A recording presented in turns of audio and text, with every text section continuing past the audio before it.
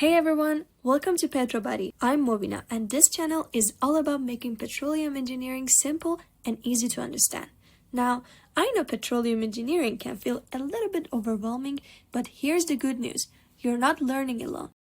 I've got my study buddy, Darcy, here. He's just like you, curious, sometimes confused, and always asking good questions.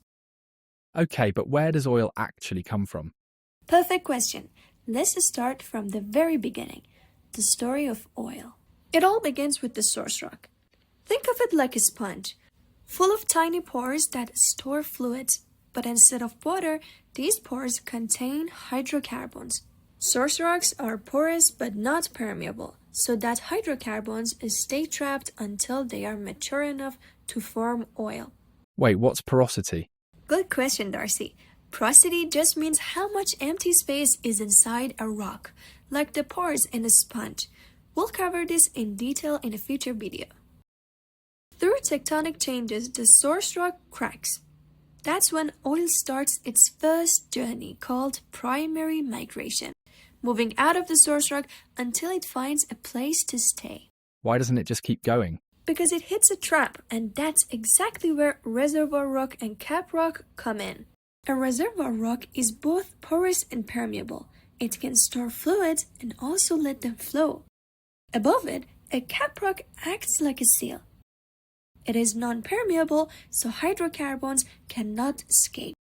But oil doesn't just move in easily. Remember, those pores are already filled with water.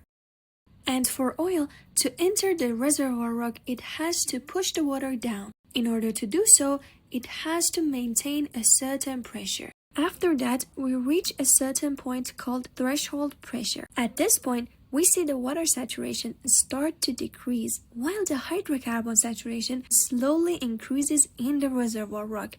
Basically, the water goes down and the oil takes its place.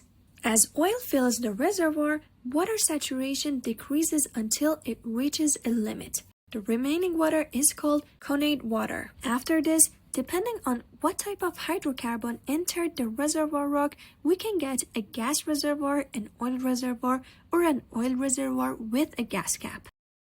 Now let's drill a well and produce oil. As we take oil out, the water that was pushed down earlier starts coming back up. This is the spontaneous imbibition process. Water saturation increases again while hydrocarbon saturation decreases. Eventually, we reach residual oil saturation. You know, the oil we can't produce no matter how hard we try, that's it.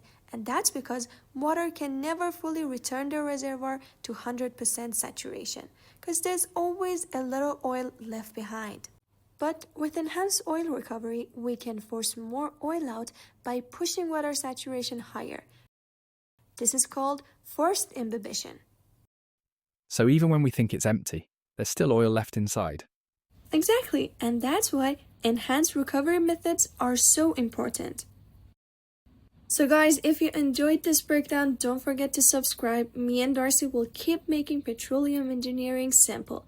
Next time, we'll dive deeper into porosity and permeability, since those are key concepts you'll need to master.